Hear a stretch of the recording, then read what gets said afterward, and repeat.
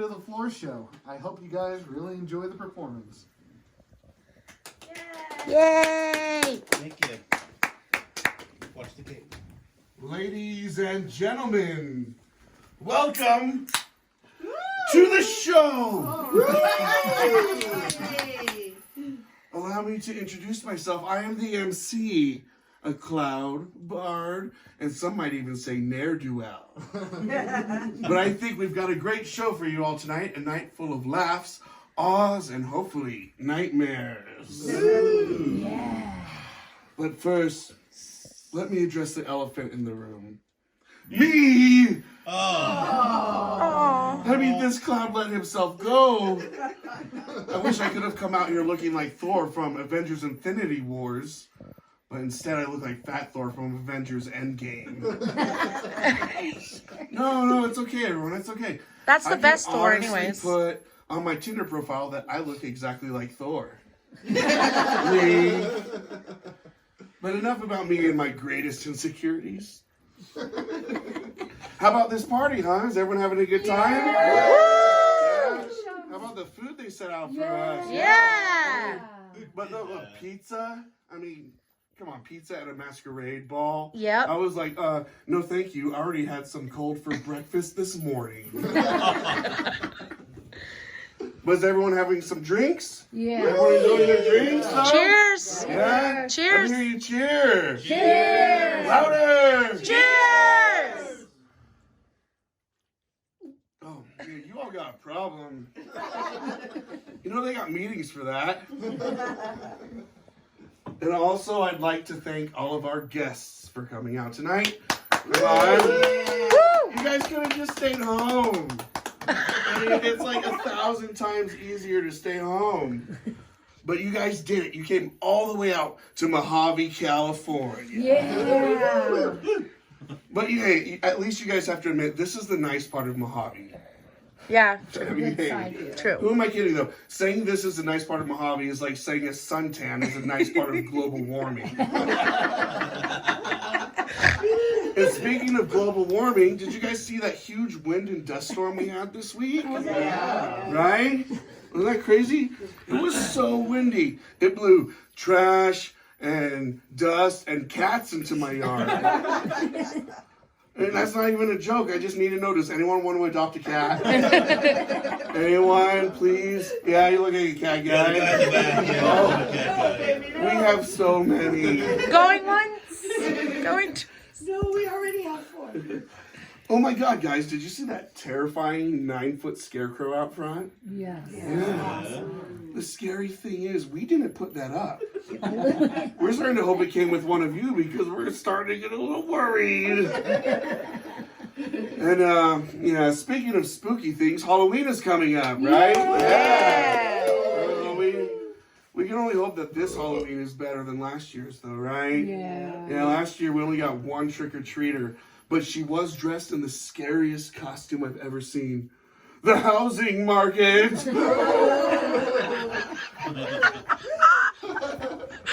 And enough goofing around. Finally, I'd like to thank our host and benefactor tonight. A man who needs no introduction, but I'm going to give him one anyway.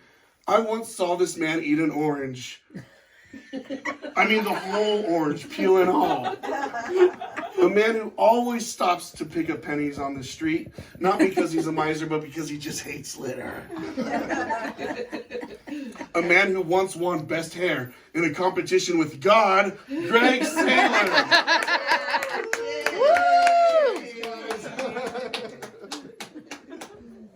All right, thank you, Greg. Thank you. Thank you, Greg. Excuse me. Now, you all already know I'm an excellent MC. But what you didn't know is that I'm also quite a talented mesmerist. I have powers of the mind to control one's mind. And now, if you'll allow me, I do not take this power lightly, but I do have a trick. But would you like to see the trick, everybody? Yeah. Would you like to see the trick? Yeah. All right. For this trick, I'll need some chairs. And the lovely Trisha. Woo! Like that. Woo! Oh, she's so good at this. Good at placement, yeah. There she goes. Perfect. Oh my God. You make him so comfortable too. Thank you, Trisha. Woo! Go Trish. All right, now I will need a volunteer from the audience. Stand up, sir. Please come on up here. And what's your name? Joe. Joe. Or the front. Joe, everybody. Woo! All right. I will perform a trick that will make it so that this man cannot stand up by himself. Now, all I need for you is when I count to 3, do everything in your power to stand up. Okay. All right, please take a seat.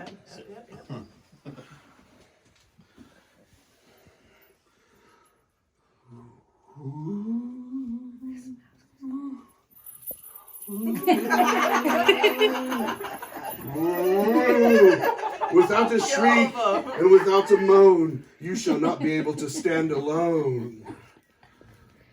And on the count of 3, stand up. 1, 2, 3. As you see, he could not stand up alone. Because we can only stand up together.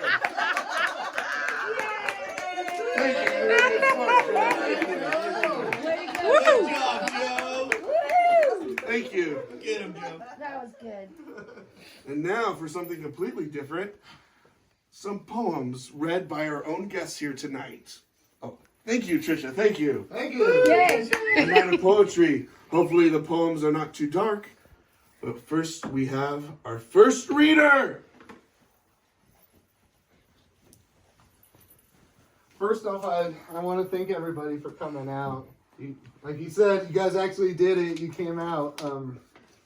Sorry, I'm a little nervous right now. I've never really read poetry in front of anyone, so It's just us. I know it's just us, but still. You want to come up after this, Britt? And do what? Okay, all right. Okay, here we go. In the Desert by Stephen Crane. In the desert, I saw a creature, naked, bestial, who's squatted upon the ground, held his heart in his hand, and ate of it. I asked, "Is it good, friend?" "It is bitter, bitter," he answered. "But I like it because it is bitter and because it is my heart." Jeez. Woo! Hey guys, it's me, Joey. Hey, where you been? Hey, wait a minute. Yeah, I'm a second You look reader. kind of like the other guy. Oh.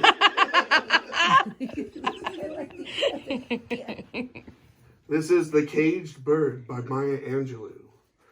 A free bird leaps on the back of the wind and floats downstream till the current ends, and dips his wing in the orange sun rays and dares to claim the sky. But a bird that stalks down his narrow cage can seldom see through his bars of rage. His wings are clipped and his feet are tied, so he opens his throat to sing. The caged bird sings with a fearful trill of things unknown but longed for still. His tune is heard on the distant hill, for the caged bird sings of freedom. The free bird thinks of another breeze, and the trade winds soft through the sighing trees, and the worms fat waiting on the bright dawn lawn, and he names the sky his own. But a caged bird stands on the grave of dreams. His shadow shouts and a nightmare scream. His wings are clipped and his feet are tied, so he opens his throat to sing. The caged bird sings with a fearful trill of things unknown but longed for still. His tune is heard on the distant hill, for the caged bird sings of freedom.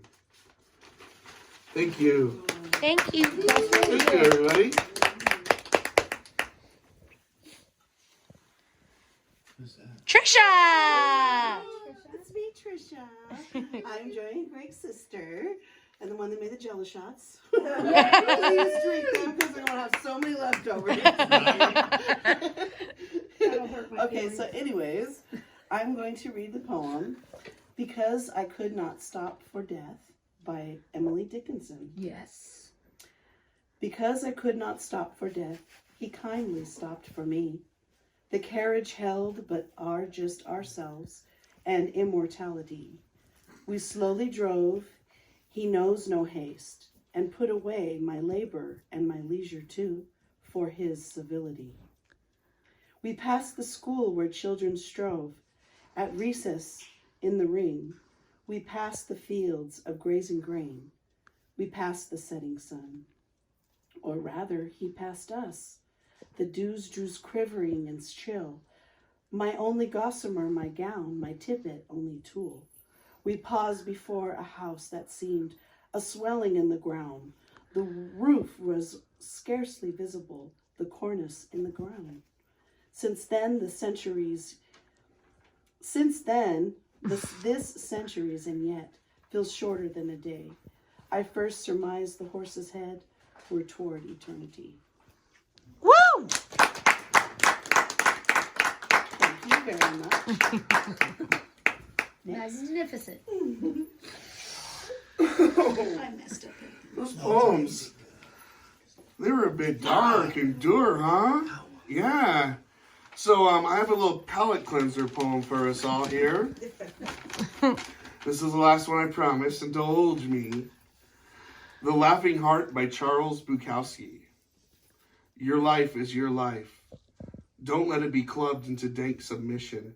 Beyond the watch, there are ways out. There is light somewhere. It may not be much light, but it beats the darkness. Beyond the watch, the gods will offer you chances. Know them. Take them. You can't beat death, but you can beat death in life sometimes. And the more often you learn to do it, the easier it'll be. Your life is your life. Know it while you have it. You are marvelous. The gods await to delight in you. Thank you. Woo! That was good. But enough of that stuff though, right? Now, the main attraction. A very special guest appearance by a Halloween icon we all know and love. We all know who this person is. I cannot emphasize enough how we all are familiar with this person. David Pumpkins! Yeah! How's it hanging? I'm David Pumpkins, and I'm gonna scare the hell out of you. Any questions? Yeah. Who are you? I'm David Pumpkins, man. But, like, are we supposed to know who you are? I'm my own thing. Any questions? Yes, several questions. What are Like, you? are you from something? Are you from a local commercial? Are you like Santa Claus but for Halloween? Santa Claus? Hell no. That guy scares the hell out of me. Any questions? Yes. Just tell us who you are. I'm David S. Pumpkins, man. And I'm going to scare the hell out of you. Any questions? Yeah, what's Wait, the S? David S. Pumpkins. Now he has a middle initial. I mean, I'm so in the weeds with David Pumpkins. Wait, David S. Pumpkin. What's the S? Yeah, what's the S? Yeah. Come on, man. You know Sailor. who I am. Samuel. What's my name?